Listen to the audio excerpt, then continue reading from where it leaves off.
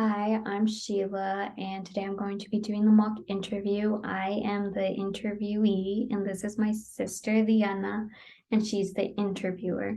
So I am going to be sharing my screen right now.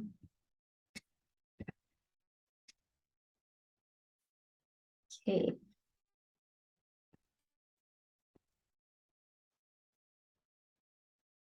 So here's my presentation to go along with the questions, and we can start whenever you're ready. How do you view your role in the education system and how might you work to affect positive change within the system? So I view my role in the educational system as someone that is helping students succeed and be successful in whichever pathway or career they want to go to. So as we saw in Waiting for Superman, a lot of the teachers felt pressured to meet certain requirements put on them. And this meant that they were pushing students to the next grade level even when they weren't ready. And it meant not spending extra time on lessons when students did need it and show that they needed it. For example, some students were going into the next grade level and they were completely behind on where they were at in the grade levels that they had learned, or they just weren't learning in the new grade level, but teachers kept pushing them towards the next grade level, and this led them to dropping out within the first 2 years of their high school career, and it affected them very negatively. And so, one way that I want to be a positive change and not do that to my students would be to hold extra time outside of class. So, for example, I want to teach art. So, if it meant that my students needed a little bit more help or they wanted a little bit more practice outside of class, I would be willing to put in an hour once a week outside of class to hold art class practice or something like that. And right now I'm working at Stan State in the communications department. They have a program called speech capture analysis, and I'm one of the consultants there. So we help students improve on their public speaking and presentational skills.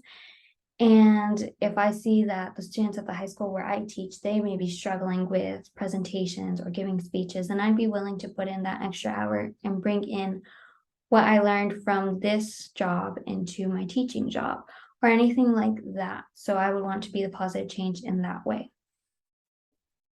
What is your educational philosophy? How do you believe students learn best? So my educational philosophy is a mixture of progressivism and essentialism. I don't think one should be used more than the other. I think that both of them go hand in hand. In an art classroom, I could definitely see myself giving a lecture presentation and teaching the students about a certain type of medium or technique or anything like that. The lesson of the day, focusing on a small lecture for that, and then the rest of the class period where the students are actually practicing what I just showed them or taught them. And it would definitely be much more student based in that way. And they get to practice with whatever new medium we brought in. And in art, something to really help you learn it is actually doing it and practicing it. Share an example lesson that highlights the effective components of a lesson plan and an instructional approach. So I found my lesson plan on teacher.org, and it's called Upside Down Art, Sistine Chapel, and the artwork was made by Michelangelo. So the standards of this lesson plan was meeting was explore and invent art making techniques and approaches. So the students were exploring a different approach on how to paint. For example, painting a ceiling, you wouldn't be painting it where you're standing up. You'd be actually facing the ceiling and you'd be painting almost on your back. So the objective was students should be able to create a unique drawing from a different perspective, just as when Michelangelo painted the Sistine Chapel ceiling. And the anticipatory set the teacher would use would be by beginning by asking students if they have ever heard of Michelangelo or the Sistine Chapel. This will allow for students to access previous knowledge and for the teacher to have an idea of what the students know and what they don't know. Then the assessment will be for the students. They will create a unique picture from a different perspective, upside down, just as Michelangelo and the Sistine Chapel. Artwork should be neat. So in this lesson, the students would tape a piece of paper under their desk, and the students would be painting from under their desk. And this will help them gain that experience and their own opinions on what Michelangelo probably felt as he was painting the Sistine Chapel. And the teacher would go around making sure that they're trying to do a good job and making their artwork neat, that they weren't just rushing it, but that they're actually taking their time, just as Michelangelo did when it came to the Sistine Chapel. And then the closure of this lesson would be that to have students display art pieces and explain how it was different to paint upside down. So then this will allow them to review what they just did and close off the class. The instructional approach that I think this lesson falls under is definitely student-centered, because the students are experiencing and creating their own opinions on what it feels like to paint upside down. How do you plan to effectively manage your classroom? So there's two different ways I plan to effectively manage my classroom. The first being choice theory, and we learned that in choice theory, one of the important components of this is meeting the student's basic needs, because a student can't learn if their basic needs aren't met. So I put this picture of this teacher who gathered a whole bunch of pads for her students that have menstrual cycles, because in some schools they probably don't have any in the bathrooms and it may be a little bit harder to access for them.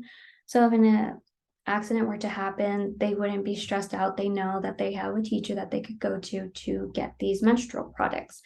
And a different way that I would also incorporate this idea into my classroom would not be just menstrual products, but any other toiletries such as deodorant or even snacks that the students could get, because we know that students can't learn when they're hungry. Another one that I would use would be assertive discipline. And if a student is messing around, not paying attention, or misbehaving, I would use a verbal warning.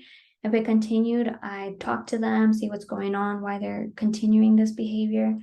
And then if that doesn't work and they continue, then it'd either be a call home or send them to the office, depending on how severe it is. And I think that'd be important to stick with this as a teacher, because then it shows the students that you're not messing around and you're going to stick to what you say. Provide examples of how you will develop students' critical thinking skills, social skills, and emotional intelligence. Provide examples of how your class will be culturally responsive and engaging for students. So an example would be trying to incorporate projects where these students will be presenting these projects, and the students will go around, they will choose a different culture or part of the world and probably learn how that culture or different part of the world makes artwork. This will allow them to be culturally aware, and then the student will go on to present this project, so that way the student is teaching their peers about this culture, and then they all learn from each other. And then another way is showing respect to one another and also showing respect to themselves, because when everyone's respecting each other in a classroom, I feel like it goes much more smoothly. And also I will try to help them understand their emotions and what they're going through, because teenagers at this point in their lives, they kind of have a lot of emotions that they're experiencing and they may not know how to express it. So I would want them to have an outlet to express it, and that outlet would probably be their artwork. That's the last question. Thank you for coming to the interview. Thank you for having me.